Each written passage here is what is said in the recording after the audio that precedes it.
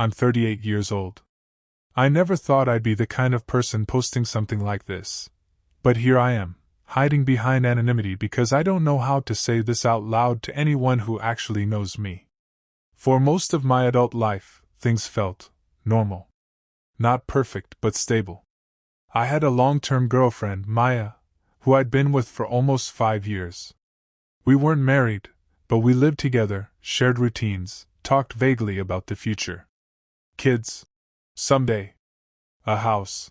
Eventually. The usual half-promises people make when they're comfortable. I also have a younger brother, Alex. He's 34. We were close growing up, drifted a bit as adults, but there was never real bad blood. Family dinners, birthdays, holidays, all of it felt predictable. Safe. Maya fit into my family easily. My parents loved her. My brother joked with her. I remember feeling proud watching her laugh with them, thinking I'd chosen well. Looking back, that sense of normalcy is what hurts the most. Nothing felt broken. Nothing screamed danger. Life felt like it was finally settling into something solid.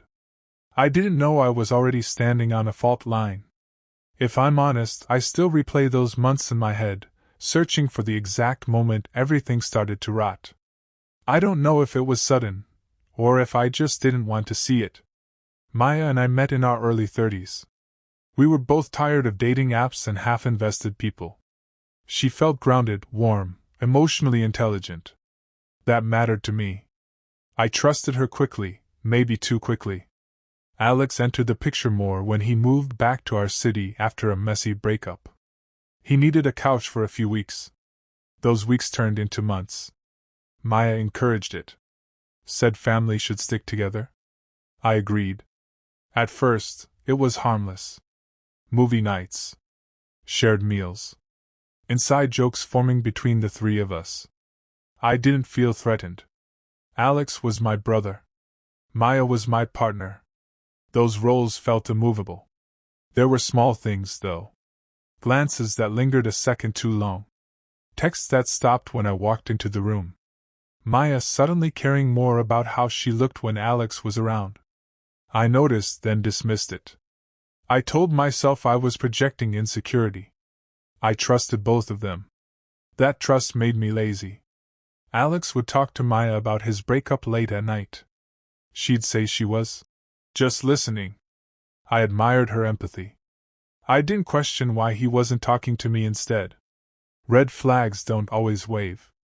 Sometimes they whisper, and you decide not to listen. The first time something truly felt off, it was stupidly small. I came home early one afternoon and heard them laughing in the kitchen. Not casual laughter, the kind that comes from shared intimacy. When I walked in, it stopped abruptly. Maya startled like she'd been caught doing something wrong. Alex suddenly needed to run an errand. I felt ridiculous for feeling hurt. So I swallowed it. After that, I started noticing patterns. They sat closer on the couch. Their conversations felt coded. Maya became oddly defensive if I asked about Alex. He's family, she'd say, like I was accusing her of something inappropriate. Maybe that's why I backed off. I didn't want to be the jealous boyfriend who saw problems where none existed. I wanted to be mature. But maturity can sometimes be fear wearing a smarter outfit. I remember one night lying in bed next to Maya, staring at the ceiling, wondering why I felt lonely while someone I loved was inches away. I didn't say anything. I told myself relationships go through phases. Trusting people means handing them weapons and believing they won't use them. I handed over everything. The doubt didn't hit me like lightning. It crept in. Maya started guarding her phone. Notifications silenced. Screen tilted away from me. When I teased her about it, she accused me of invading her privacy. That shut me up fast. Then Alex told me he was thinking of moving. Another city. New job opportunity. Fresh start. He seemed excited but nervous. Maya went strangely quiet during that conversation. That night I couldn't sleep. Something about the timing felt wrong. A week later, Maya left her laptop open on the coffee table. I wasn't snooping, I swear that to myself even now. A message notification popped up. Alex's name. I told myself not to click.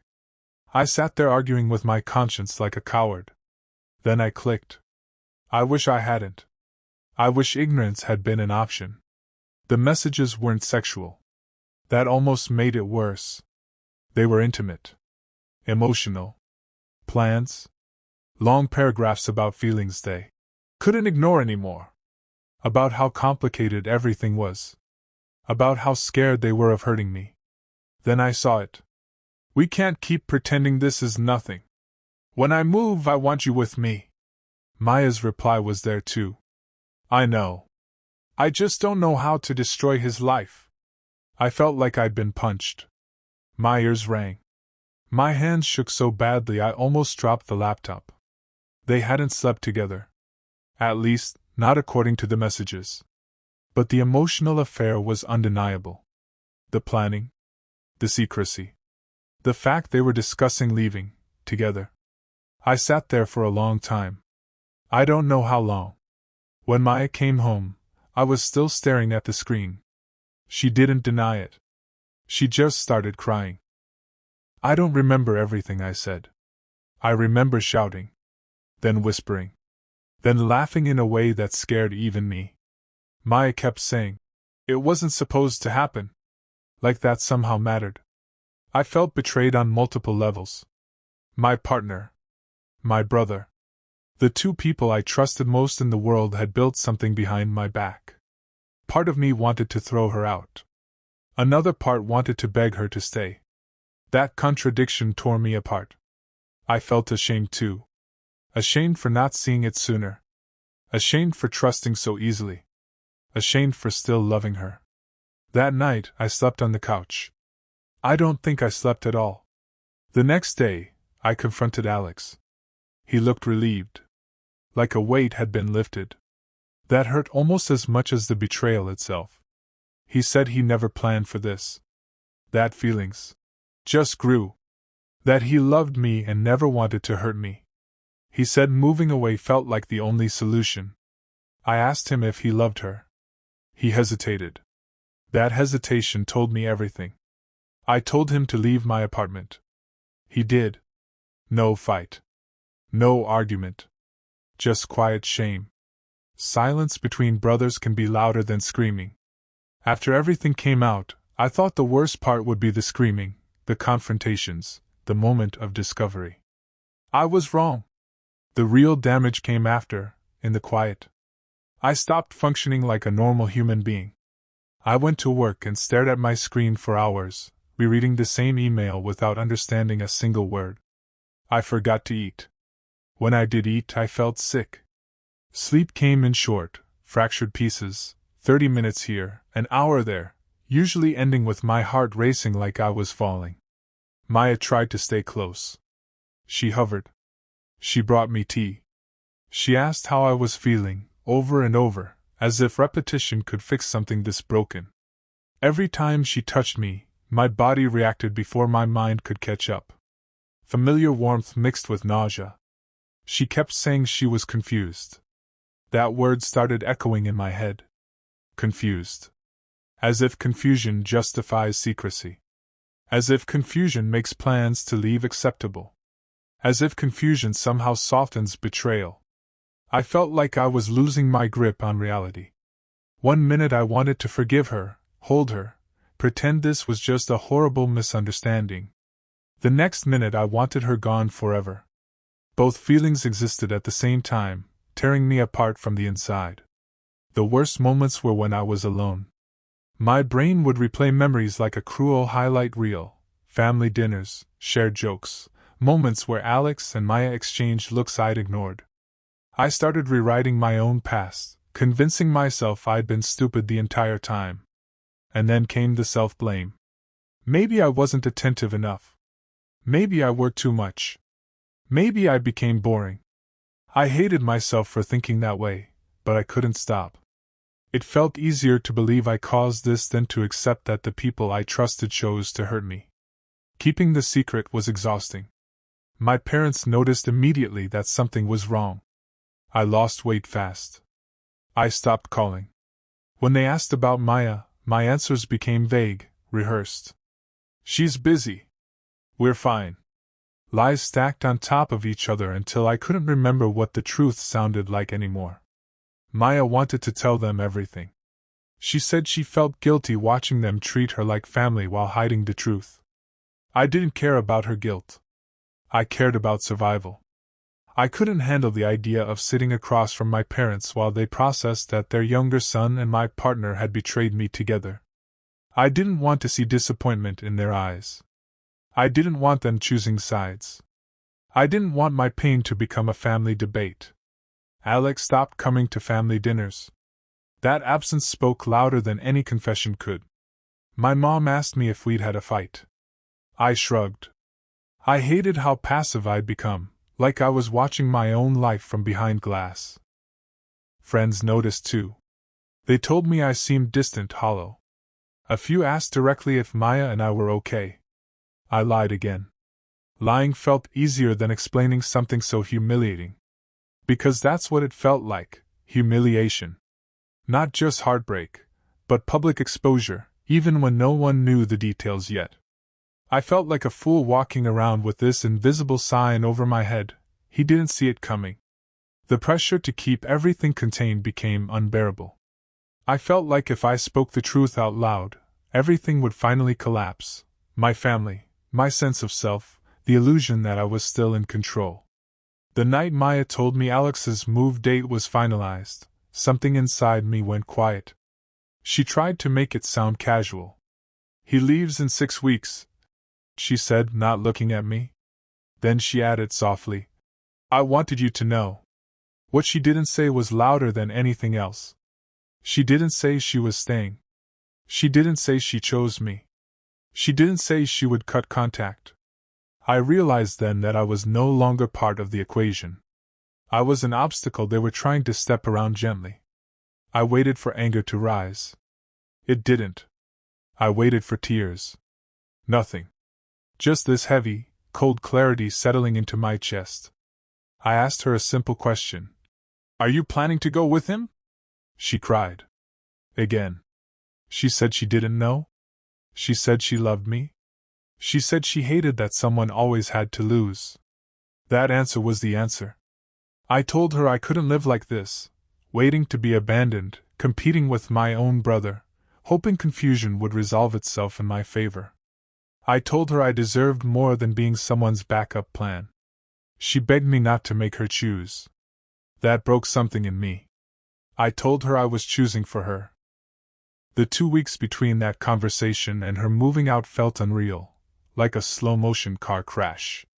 We coexisted awkwardly. Polite. Careful. We avoided eye contact. She packed quietly, folding clothes we'd once shared closets for. Every box felt like a small funeral. Sometimes she'd stop and cry. Sometimes she'd apologize again. I stopped responding. Not because I didn't feel anything, but because if I opened my mouth, everything would spill out: rage, grief, longing, humiliation. The night before she left, I sat alone in the living room surrounded by half-empty shelves and nail holes in the wall. I realized how much of my identity had been tied to us. Without her, I didn't know who I was supposed to be. When she finally left, she asked for a hug. I stood there for a long moment, then shook my head.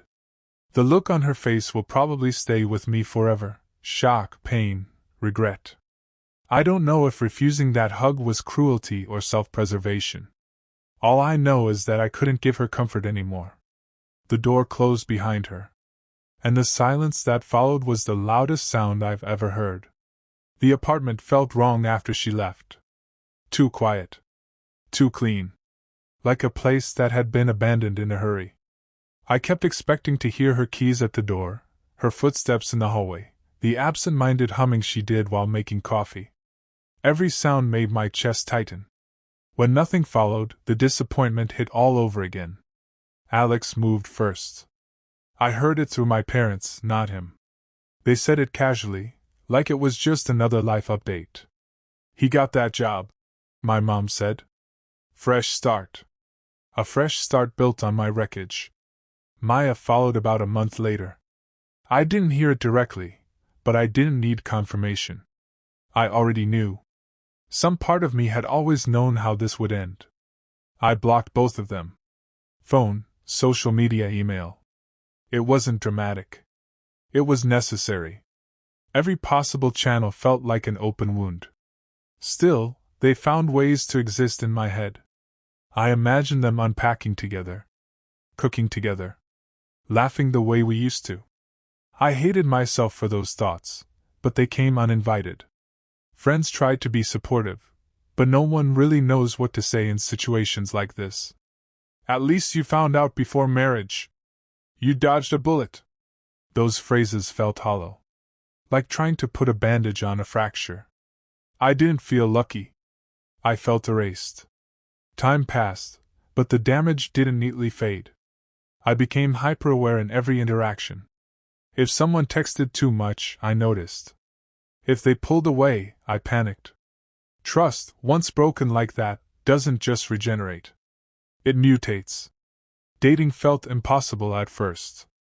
On the rare occasions I tried, I kept waiting for the moment where I'd be replaced, sidelined, quietly planned around. I smiled on the outside while bracing for impact internally. Family gatherings changed too. Alex was gone, physically at least, but his absence was heavy. Conversation skipped over him carefully, like a cracked step everyone knew not to mention. My parents eventually figured out there was more to the story. I never gave them details.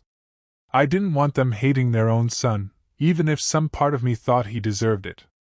Mental health-wise, I wasn't okay. I started therapy. I learned words like betrayal trauma. It helped, a little. Mostly it just gave structure to the pain. Some nights I still wake up convinced I missed something important, like my life quietly rerouted while I wasn't paying attention.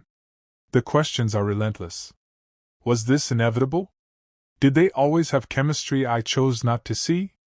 Or did I help create the conditions by being too trusting, too passive, too comfortable? Sometimes I wonder what would have happened if I'd confronted things earlier. If I'd drawn boundaries.